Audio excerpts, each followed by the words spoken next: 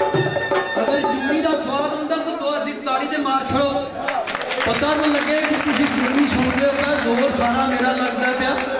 मैं अपनी माँ का दुध पीता। मेरी माँ वो सी जिहदे च इन्नी ताकत सी कि जनाब 2.5 मन पक्का वजन चुक के कुछड़ मैनू चुक के लै आनी सी खूहां तो।